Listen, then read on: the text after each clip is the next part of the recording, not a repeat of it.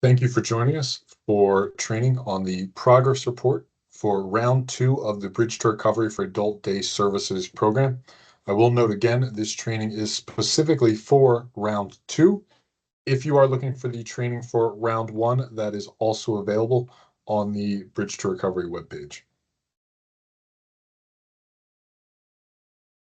But let's start with a quick overview of progress reports for round 2. You must submit quarterly progress reports through the life of the grant program via Grants Connect. You must submit a report each quarter. That's the case even if you did not complete any grant activities during that particular quarter. Even then, you will still need to submit a progress report. In each report, you will summarize the goals, progress made, and outcomes for each objective or activity in your project description and approved budget. You'll explain how you used your funds and the impact they created in the community, and you'll explain any challenges or changes that occurred during that particular grant program. Grant period. Please do note, if you do not submit a detailed and timely report, your reimbursement payments could be delayed. That's why it's so important for you to submit these progress reports on time and accurately completed. We also have some additional tips to help you as you complete your progress report. Please note you cannot revise a progress report after you submit it. If you do need to make any revisions, please email CDA_bridge to recovery at pcgus.com to open a ticket for those revisions. Again, if you need to make changes after you submit your report. We ask that you do send any revisions to PCG at least 72 hours before the deadline for that progress report. In your report, you'll also want to explain any staffing changes in detail, including the names of any new employees.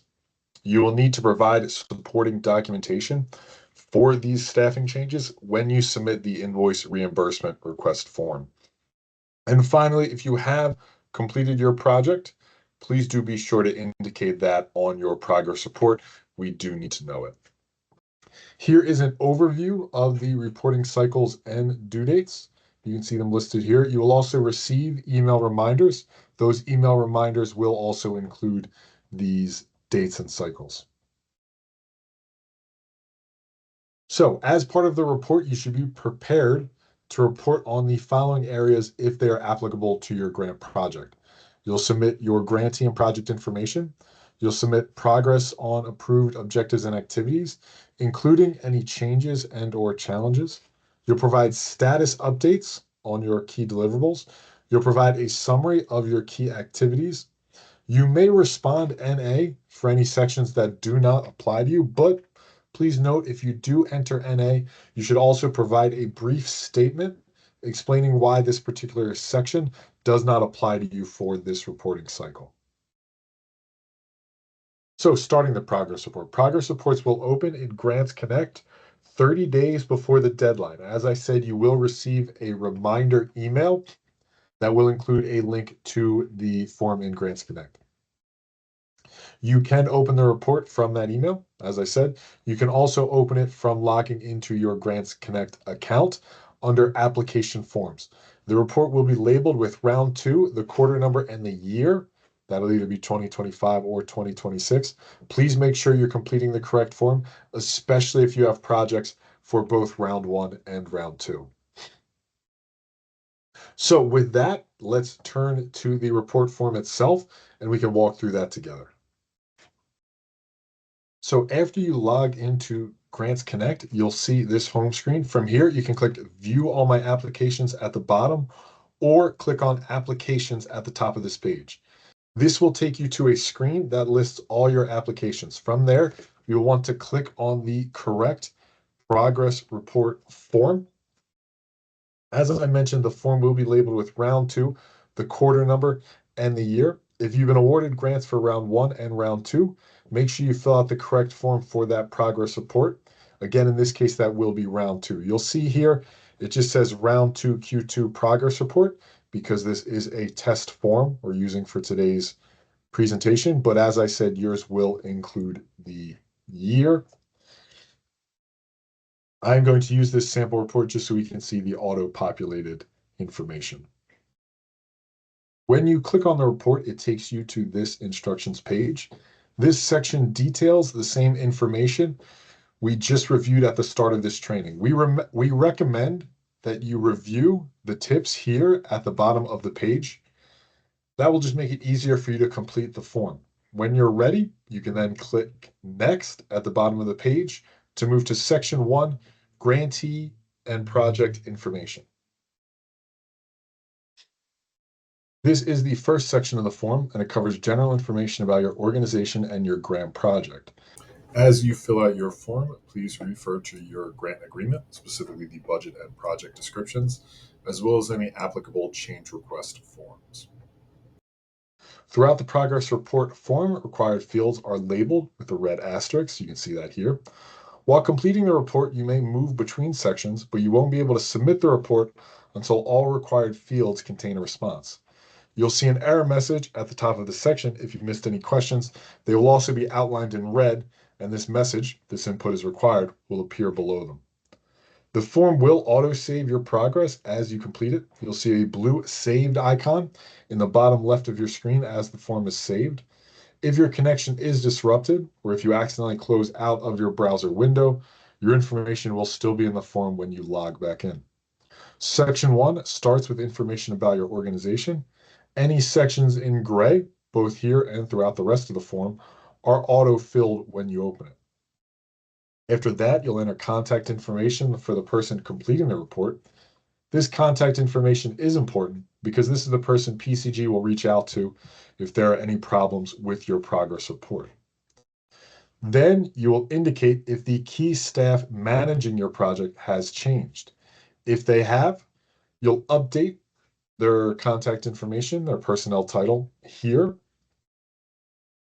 If not, you just click no, you can move on. Next, you'll indicate whether your project is complete, and this is your final progress report, and you've submitted your final invoice. Once your project is complete, you do not need to continue to submit progress reports.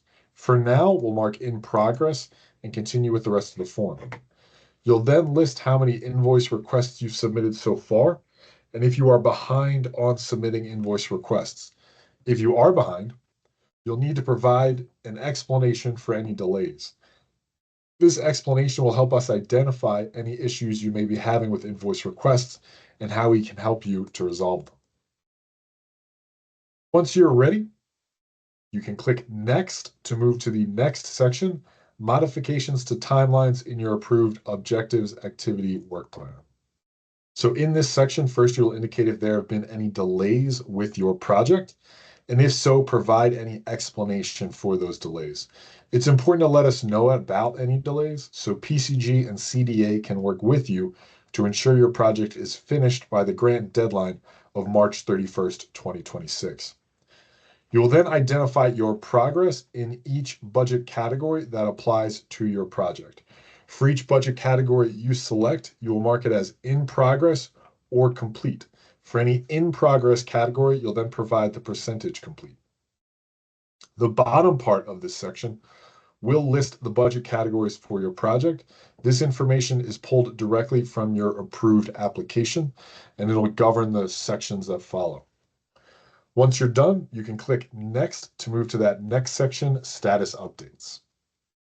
In this section, you'll provide a status update for each of the deliverables in your approved budget categories. These deliverables will be pre-populated directly from your project description, grant agreement, and budget form. You can update the completion date for your deliverable if necessary, but if you do update that completion date, you will need to explain why you're updating it in that text box below. Also, that new end date must be on or before March 31st, 2026. As I said, that is the deadline for any grant activities. In that box below, you'll also summarize any progress you've made on that deliverable in the last quarter. You'll repeat the process I just described for each deliverable and each budget category. Depending on how many deliverables you have, they may stretch across pages. If they do, just click Next to move to that next page. As with every other section, once you're finished, you can just click Next to move to the next section. This next section is your summary of key activities. First, you'll identify 1 to 2 successes from your project. Next, you'll give 1 to 2 examples of how Bridge to Recovery funding has helped improve the health, safety, or well-being of older adults and people with disabilities, or reduced isolation.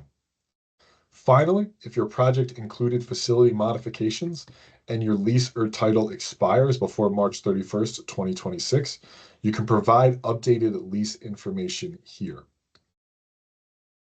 Again, once you're ready, you will go to the bottom and click Next to move to the final section.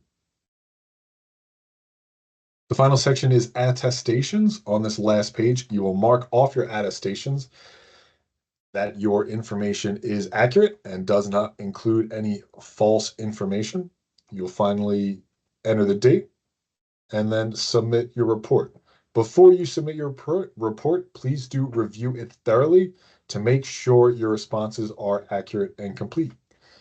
Once you've confirmed that, go ahead and click Sign and Submit. Please note, if you do not click that Submit button, your progress report form is not submitted, even if you completed all the questions. So please do click that Sign and Submit button and further make sure it actually does get submitted. So that ends our walkthrough of the progress report form for round 2 of the Bridge to Recovery grant. So we talked about how to complete the progress report. Let's speak briefly about what happens after you submit your report. So when you submit a report, PCG will review it, and if everything looks good, approve it. If we have any questions about your report, we will reach out to the contact person you provided in order to gather that additional information. If you find errors in your report or need to make changes after you submit it, as we said at the beginning of the presentation, you can email CDA_bridge to recovery at pcgus.com to submit a revision request. We do ask, though, that you send any revision request at least 72 hours before the deadline. That concludes our presentation on the Bridge to Recovery progress report for round 2 specifically.